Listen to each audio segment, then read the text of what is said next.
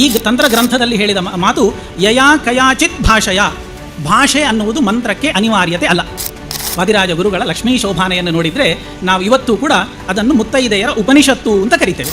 ಆದರೆ ಹೆಂಗಸರು ಮಾತ್ರ ಮಾಡಬೇಕು ಅಂತಲ್ಲ, ಅದನ್ನು ವಾಸ್ತವಿಕವಾಗಿ ಅದರ ಅರ್ಥಗಳನ್ನು ನಾವು ತಿಳಿದುಕೊಳ್ಬೇಕು ಅಂತಾದರೆ ಗಂಡಸರೂ ಸಮೇತವಾಗಿ ಎಲ್ಲ ವೇದ ಶಾಸ್ತ್ರಾದಿ ಅಧ್ಯಯನಗಳನ್ನು ಮಾಡಿದವರೂ ಕೂಡ ನಿತ್ಯ ಅಧ್ಯಯನ ಮಾಡಬೇಕಾದ, ಅರ್ಥಾವಲೋಕನ ಮಾಡಬೇಕಾದ ಒಂದು ಅಪೂರ್ವ ಕೃತಿ ಅದು ಮಂತ್ರ ಕೃತಿ ಅಂತ ಹೇಳಿದರೆ ಲಕ್ಷ್ಮೀ ಶೋಭಾನ ಪದ್ಯ ಅಂತ ಪ್ರಾರಂಭದಲ್ಲಿ ಹೇಳ್ತಾ, ನಾನು ಒಬ್ಬ ಸಣ್ಣ ಜ್ಯೋತಿಷಿಯಾಗಿಯೂ ಇದನ್ನು ಗಮನಿಸಿದ್ದೇನೆ.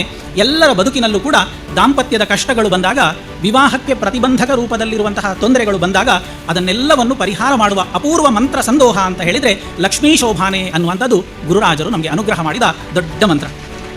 ಕೇವಲ ಸಂಸ್ಕೃತ ಭಾಷೆಯ ಅಧ್ಯಯನ, ವ್ಯಾಕರಣದ ಅಧ್ಯಯನದಿಂದ ಗುರುರಾಜರ ಸ್ತೋತ್ರಗಳನ್ನು ಅರ್ಥ ಮಾಡಿಕೊಳ್ಳಿಕ್ಕಾಗ್ತದೆ ಅಂತ ಹೇಳಲಿಕ್ಕೆ ಬರುವುದಿಲ್ಲ.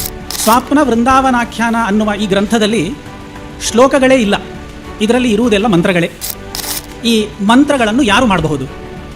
ಮಂತ್ರಗಳನ್ನು ಮಾಡುವಾಗ ಯಾವ ವಿಷಯಗಳನ್ನು ಮಾಡುವ ವ್ಯಕ್ತಿ ಗಮನದಲ್ಲಿಟ್ಟುಕೊಳ್ಬೇಕು, ಯಾವುದನ್ನೆಲ್ಲ ಮಂತ್ರಗಳು ಅಂತ ನಾವು ಒಪ್ಪಿಕೊಳ್ಬೇಕು ಅನ್ನುವಂತಹ ಸಂಶಯ ಬಂದದ್ದಕ್ಕೆ ಒಂದು ತಂತ್ರ ಗ್ರಂಥ ಸ್ಪಷ್ಟವಾದ ಮಾತುಗಳಲ್ಲಿ ಅದಕ್ಕೊಂದು ನಿರ್ಣಯ ಕೊಡುತ್ತದೆ.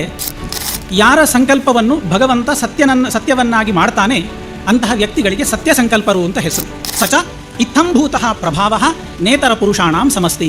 ಸಾಮಾನ್ಯ ವ್ಯಕ್ತಿಗಳಿಗೆ ಇಂತಹ ಶಕ್ತಿ ಸಾಮರ್ಥ್ಯ ಇರುವುದಿಲ್ಲ. ತೇನ ನ ಸರ್ವೇಷಾಂ ಮಂತ್ರಕರ್ತೃತ್ವಂ. ಆದ್ದರಿಂದ ಎಲ್ಲರಿಗೂ ಮಂತ್ರಕರ್ತೃತ್ವ ಅನ್ನುವ ಶಕ್ತಿ ಸಿದ್ಧಿಸುವುದಿಲ್ಲ. ಆರಂಭದಲ್ಲಿ ಒಂದು 2 ಸಣ್ಣ ವಿಷಯಗಳನ್ನು ನಾವು ತಿಳಿದುಕೊಳ್ಬೇಕು. ಒಂದು, ಕೇವಲ ಸಂಸ್ಕೃತ ಭಾಷೆಯ ಅಧ್ಯಯನ, ವ್ಯಾಕರಣದ ಅಧ್ಯಯನದಿಂದ ಗುರುರಾಜರ ಸ್ತೋತ್ರಗಳನ್ನು ಅರ್ಥ ಮಾಡಿಕೊಳ್ಳಿಕ್ಕಾಗ್ತದೆ ಅಂತ ಹೇಳಲಿಕ್ಕೆ ಬರುವುದಿಲ್ಲ. ಈ ಮಾತನ್ನು ಬರೆದಿರುವವರು ಪರಮಪೂಜ್ಯ ವಿಶ್ವೋತ್ತಮ ತೀರ್ಥ ಗುರುಗಳು. ಸ್ವಾಪ್ನ ವೃಂದಾವನಾಖ್ಯಾನ ಅಂತ ಸುಮಾರು 30 ವರ್ಷಗಳ ಹಿಂದೆ ತುಮಕೂರಿನ ಒಬ್ಬರು ವಿದ್ವಾಂಸರು ಒಂದು ಅನುವಾದವನ್ನು ಬರೆದಿದ್ದರು. ಸಾಮಾನ್ಯ ಎಲ್ಲ ಗ್ರಂಥಗಳಿಗೂ ಮುನ್ನುಡಿಯನ್ನು ಬರೆಯುವಾಗ ವಿಶ್ವೋತ್ತಮ ತೀರ್ಥ ಗುರುಗಳು 10 ವಾಕ್ಯ ಬರೆದರೆ ಹೆಚ್ಚು, ಸಣ್ಣ ಅವರದ್ದು ಮುನ್ನುಡಿ ಇರುತ್ತದೆ. ಈ ಗ್ರಂಥಕ್ಕೆ ಸುಮಾರು 3 ಪುಟಗಳಷ್ಟು ಮುನ್ನುಡಿಯನ್ನು ಅವರು ಬರೆದಿಟ್ಟಿದ್ದಾರೆ.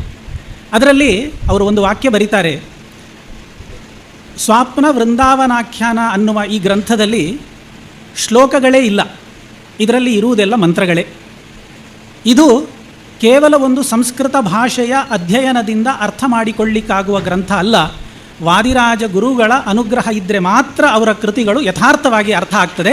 ವ್ಯಾಕರಣ, ತರ್ಕ, ನ್ಯಾಯ, ಮೀಮಾಂಸಾ, ಸಂಸ್ಕೃತ ಸಾಹಿತ್ಯದ ಜ್ಞಾನ ಇದ್ದರೆ ಗ್ರಂಥಗಳು ಅರ್ಥ ಆಗಲೇಬೇಕು ಅನ್ನುವ ನಿಯಮ ಇಲ್ಲ ಅನ್ನುವ ಅಪೂರ್ವವಾದ ಮಾತನ್ನು ವಿಶ್ವೋತ್ತಮ ತೀರ್ಥ ಗುರುಗಳು ಬರೆಯುವ ಜೊತೆಯಲ್ಲಿ ನಮಗೆ ಹಾಕಿಕೊಟ್ಟ ಒಂದು ಮಾರ್ಗ ಅಂದರೆ, ವಾದಿರಾಜ ಗುರುಗಳು ಬರೆದದ್ದು ಕೇವಲ ಶ್ಲೋಕಗಳಲ್ಲ, ಅವರು ಬರೆದದ್ದು ಎಲ್ಲವೂ ಕೂಡ ಮಂತ್ರಗಳೇ.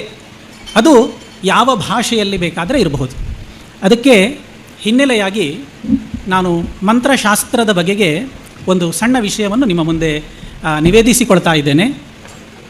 ಈ ಮಂತ್ರಗಳನ್ನು ಯಾರು ಮಾಡಬಹುದು? ಮಂತ್ರಗಳನ್ನು ಮಾಡುವಾಗ ಯಾವ ವಿಷಯಗಳನ್ನು ಮಾಡುವ ವ್ಯಕ್ತಿ ಗಮನದಲ್ಲಿಟ್ಟುಕೊಳ್ಬೇಕು? ಅಥವಾ ಮಂತ್ರಗಳು ವ್ಯಕ್ತಿ ಮಾಡಿದ್ದು ನಮ್ಮ ಬದುಕಿನಲ್ಲಿ ಯಾವ ರೀತಿಯಲ್ಲಿ ಫಲ ಕೊಡ್ತದೆ ಅನ್ನುವ ಅನೇಕ ಗೊಂದಲಗಳು ನಮ್ಮ ಜೀವನದಲ್ಲಿ ಬರ್ತದೆ.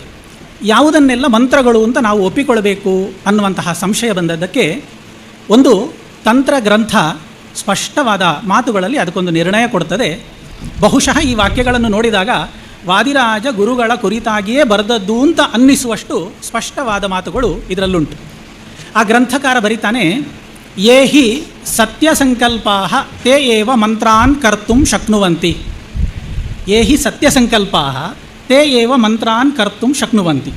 ನಿರತಿಶಯ ಪ್ರಭಾವ ಸಮನ್ವಿತೈಃ ತೈಃ ಅಮುಷ್ಮಾತ್ ಮಂತ್ರಾತ್ ಅಸ್ಯ ಇದಂ ಫಲಂ ಭವತು ಇತಿ ಅನುಸಂಧಾಯ ಯದಾ ಯಯಾ ಕಯಾಚಿತ್ ಭಾಷೆಯ ಪ್ರಯುಜ್ಯಂತೆ ಮಂತ್ರಾಃ ತದಾ ತೇಷಾಂ ತದಾ ವಿಧಾರ್ಥ ಕ್ರಿಯಾಕರಣ ಸಾಮರ್ಥ್ಯಂ ಸಂಭಾವ್ಯತೆ ಅಂತ ಬರೀತಾರೆ. ಇದರ ಅನುವಾದವನ್ನು ಮಾಡ್ತೇನೆ. ಸಚ ಇತ್ತಂಭೂತಃ ಪ್ರಭಾವಃ ನೇತರ ಪುರುಷಾಣಾಂ ಸಮಸ್ತಿ ತೇನ ನ ಸರ್ವೇಷಾಂ ಮಂತ್ರಕರ್ತೃತ್ವಂ ಅಂತ ಬರೀತಾರೆ. ಇದರ ಒಂದು ಸಣ್ಣ ಅನುವಾದವನ್ನು ಮಾತ್ರ ಮಾಡ್ತೇನೆ, ಎಲ್ಲ ವಿದ್ವಾಂಸರೇ ಇರುವುದರಿಂದ. ಯೇ ಹಿ ಸತ್ಯ ಸಂಕಲ್ಪಾಃ ತೇ ಏವ ಮಂತ್ರಾನ್ ಕರ್ತುಂ ಶಕ್ನುವಂತಿ. ಯಾರ ಸಂಕಲ್ಪವನ್ನು ಭಗವಂತ ಸತ್ಯವನ್ನಾಗಿ ಮಾಡ್ತಾನೆ ಅಂತಹ ವ್ಯಕ್ತಿಗಳಿಗೆ ಸತ್ಯ ಸಂಕಲ್ಪರು ಅಂತ ಹೆಸರು.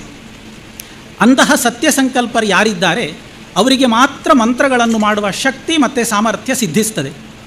ನಿರತಿಶಯ ಪ್ರಭಾವ ಸಮನ್ವಿತೈ ತೈ, ಅತಿಶಯವಾದ ಶಕ್ತಿ ಸಾಮರ್ಥ್ಯವನ್ನು ಹೊಂದಿರುವಂತಹ ಅವರಿಂದ ಅಮುಷ್ಮಾತ್ ಮಂತ್ರಾತ್, ಈ ಮಂತ್ರದಿಂದ ಅಸ್ಯ ಇದಂ ಫಲಂ ಭವತು, ಇಂತಹ ವ್ಯಕ್ತಿಗೆ ಅಥವಾ ಇಂತಹ ಸಂದರ್ಭದಲ್ಲಿ ಈ ಫಲ ಪ್ರಾಪ್ತಿಯಾಗಲಿ ಅನ್ನುವ ಸಂಕಲ್ಪದಲ್ಲಿ ಯದಾ ಯಯಾ ಕಯಾಚಿತ್ ಭಾಷೆಯ ಪ್ರಯುಜ್ಯಂತೆ ಮಂತ್ರಾಹ, ಯಾವುದೇ ಭಾಷೆಯಲ್ಲಿ ಅದನ್ನು ಪ್ರಯೋಗ ಮಾಡಲಿ ಮಂತ್ರವನ್ನು, ತದಾ ತೇಷಾಂ ತತ್ಪ್ರಭಾವಾದೇವ, ಯಾವ ವ್ಯಕ್ತಿ ಆ ಮಂತ್ರವನ್ನು ಪ್ರಯೋಗ ಮಾಡ್ತಾನೆ, ಆ ಮಂತ್ರವನ್ನು ಹೇಳ್ತಾನೆ, ಆ ವ್ಯಕ್ತಿಯ ಸಾಮರ್ಥ್ಯ ಶಕ್ತಿಯ ಕಾರಣದಿಂದಾಗಿ ತಥಾವಿಧ ಕ್ರಿಯಾಕರಣ ಸಾಮರ್ಥ್ಯಂ ಸಂಭಾವ್ಯತೆ, ಆ ಮಂತ್ರ ಫಲ ಕೊಡುವಂಥದ್ದು ಕೇವಲ ಅಕ್ಷರ ಸಂಯೋಜನೆಯಿಂದಲ್ಲ, ಕೇವಲ ಛಂದಸ್ಸಿಗೆ ನಿಷ್ಠವಾಗಿರುವುದರಿಂದ ಅಲ್ಲ, ಅದು ಯಾವ ವ್ಯಕ್ತಿ ಮಾಡ್ತಾನೆ ಅವನ ತಪಸ್ಸಿನ ಫಲದ ಕಾರಣದಿಂದಾಗಿ, ಅವನ ಸತ್ಯ ಸಂಕಲ್ಪದ ಶಕ್ತಿಯಿಂದಾಗಿ ಆ ಮಂತ್ರ ಫಲ ಕೊಡ್ತದೆ ಅಂತ ಹೇಳ್ತಾ, ಸಚ ಇತ್ತಂಭೂತಃ ಪ್ರಭಾವ ನೇತರ ಪುರುಷಾಣಾಂ ಸಮಸ್ತಿ,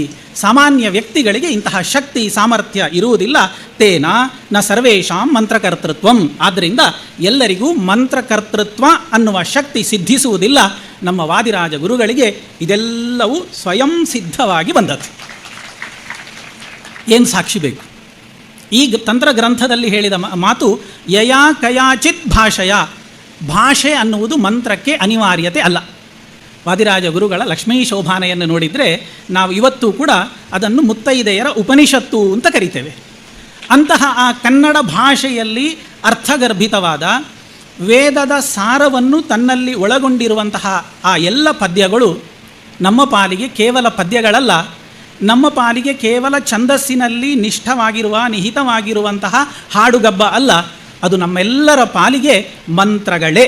ಆದ್ದರಿಂದ ವಾದಿರಾಜರು ನಮ್ಮ ಬದುಕಿಗೆ ಸೂಚಿಸಿದಂತಹ ಮಂತ್ರದ ದಾರಿ ಅಂತ ಹೇಳಿದರೆ ಅದು ಕನ್ನಡ ಭಾಷೆಯಲ್ಲಿರುವಂತಹ ಲಕ್ಷ್ಮೀ ಶೋಭಾನೆ ಅನಿತರ ಸಾಧಾರಣವಾದದ್ದು. ನಮ್ಮಲ್ಲಿ ಹೆಂಗಸರು ಆ ಮಂತ್ರವನ್ನು ನಿತ್ಯ ಜಪ ಮಾಡುವ ಸಂಪ್ರದಾಯವನ್ನು ಇಟ್ಟುಕೊಂಡಿದ್ದಾರೆ.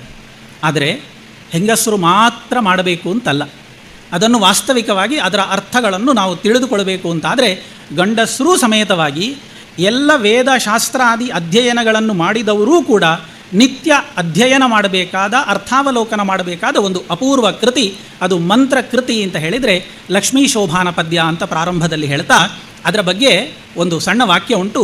ವಧೂವರ ಶೋಭಾರ್ಥಂ ಲಕ್ಷ್ಮೀ ಶೋಭನ ಗೀತಕಂ ಸ್ವಕೃತಂ ಬೋಧಯಾಮಾಸ ತದತ್ಯಾಪಿ ಪಠ್ಯತೆ. ಅದು ಯಾವುದೋ ಒಂದು ಕಾಲದಲ್ಲಿ ಒಬ್ಬ ಮದುಮಗನಿಗೆ ಮದುವೆಯ ಮಂಟಪದಲ್ಲಿ ಅಪಮೃತ್ಯು ಬಂದ ಸನ್ನಿವೇಶದಲ್ಲಿ ಗುರುರಾಜರು ಹೋಗಿ ಆ ಶ್ಲೋಕ ರೂಪದಲ್ಲಿ ಪದ್ಯ ರೂಪದಲ್ಲಿದ್ದ ಮಂತ್ರವನ್ನು ಜಪಿಸಿ ಅವನಿಗೆ ಕೊಟ್ಟ ಉಪದೇಶ, ಆ ಯಾವ ರಾಜಕುಮಾರನಿಗೆ ಅಂತಹ ಹಾವು ಕಚ್ಚಿತ್ತು ಅವನ ಶರೀರದ ವಿಷಬಾಧೆಯನ್ನು ಪರಿಹರಿಸಲಿಕ್ಕೆ, ಆ ಪರಿಹರಿಸುವ ಮೂಲಕವಾಗಿ ಆ ಯಾವ ಹೆಣ್ಣಿನ ಜೊತೆಗೆ ಮದುವೆಯಾಗಬೇಕು ಅಂತ ಹೊರಟಿದ್ದ ಅವರ ಸುಖ ದಾಂಪತ್ಯ ಸಿದ್ಧಿಗಾಗಿ ಗುರುಗಳು ಕೊಟ್ಟಂತಹ ಅನುಗ್ರಹ ಪ್ರಸಾದ ಇವತ್ತಿಗೂ ಕೂಡ ನಮ್ಮ ಬದುಕಿನಲ್ಲಿ, ನಾನು ಒಬ್ಬ ಸಣ್ಣ ಜ್ಯೋತಿಷಿಯಾಗಿಯೂ ಇದನ್ನು ಗಮನಿಸಿದ್ದೇನೆ, ಎಲ್ಲರ ಬದುಕಿನಲ್ಲೂ ಕೂಡ ದಾಂಪತ್ಯದ ಕಷ್ಟಗಳು ಬಂದಾಗ, ವಿವಾಹಕ್ಕೆ ಪ್ರತಿಬಂಧಕ ರೂಪದಲ್ಲಿರುವಂತಹ ತೊಂದರೆಗಳು ಬಂದಾಗ ಅದನ್ನೆಲ್ಲವನ್ನು ಪರಿಹಾರ ಮಾಡುವ ಅಪೂರ್ವ ಮಂತ್ರ ಸಂದೋಹ ಅಂತ ಹೇಳಿದರೆ ಲಕ್ಷ್ಮೀ ಶೋಭಾನೆ ಅನ್ನುವಂಥದ್ದು ಗುರುರಾಜರು ನಮಗೆ ಅನುಗ್ರಹ ಮಾಡಿದ ದೊಡ್ಡ ಮಂತ್ರ.